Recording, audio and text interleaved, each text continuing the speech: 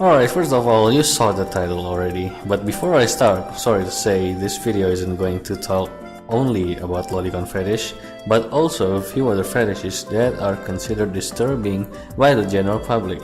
With that out of the way, let's get to it. Fetish, what a beautiful concept this is in the two-dimensional realm you and me live in. A lewd expression to whatever you can think of, ranging from foot, legs, thighs, thigh gaps, pussy hairs, hairless pussy, a dick instead of a pussy, both a pussy and a dick.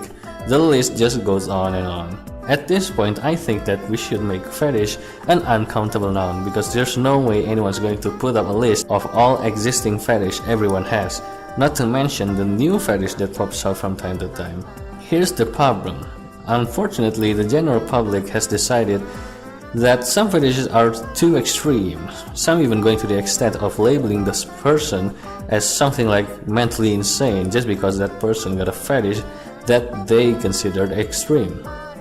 Some of the fetishes that are considered on this category are drug sex, guro, snuff, mind break, mutilation, inflation, and many more.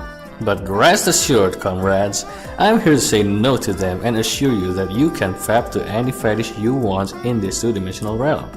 You can be a guy that enjoys porn where your favorite underage girl gets kidnapped, addicted to drug sex, gang fucked, mind broken, mutilated to serve as a portable condom, gets impregnated by a demonic pig, and it ends with her dying from getting her pussy split open by a demon baby on birth and her insides got splattered across the floor while making an ahegao, and I will not talk shit on you for it. There have been too many cases where someone in the internet gets labeled as fucked up, sex maniac or whatever, just because they have a weird fetish in the two-dimensional realm.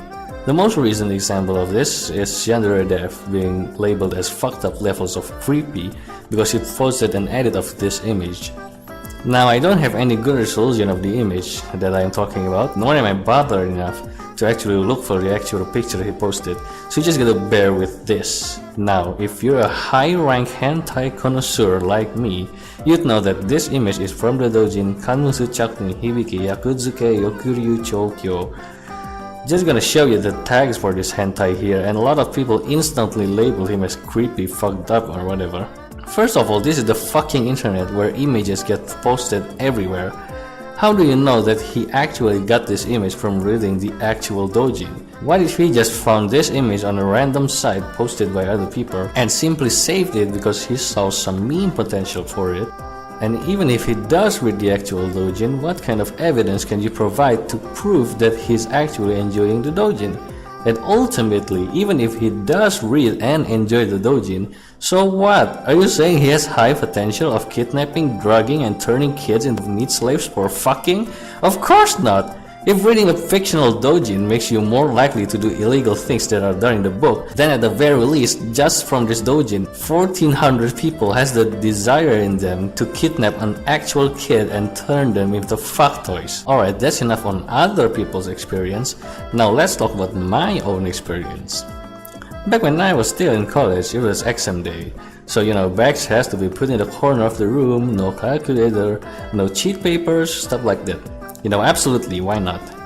But this time there's an extra unusual rule, and that is to put your phone on top of the teacher's desk. And since it doesn't derive from the purpose, which is to prevent the use of phones during exams, me and everyone in the class just put our phone on the desk.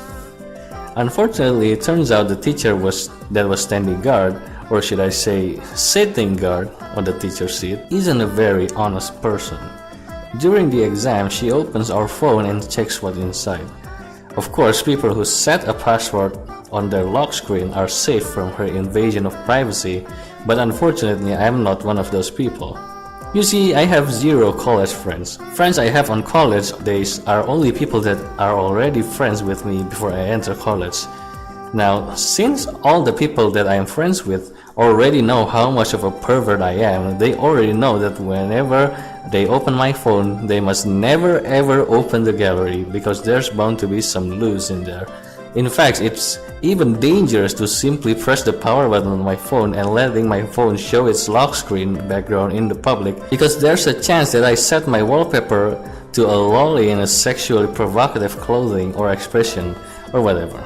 Anyways, the teacher opened my phone and dug inside. And of course, being the innocent Muslim she is, after the exam she told me to come meet her at the counseling room after my second exam that day. However, her mistake is that she gave me my phone back right at that moment.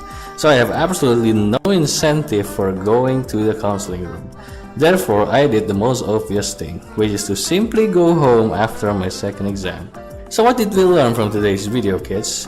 Today we learned that while you're not allowed to kidnap an underage girl, drug her, turn her into a portable fuck doll, make your pet fuck her, and sacrifice her to Satan after she's too loose, you are allowed to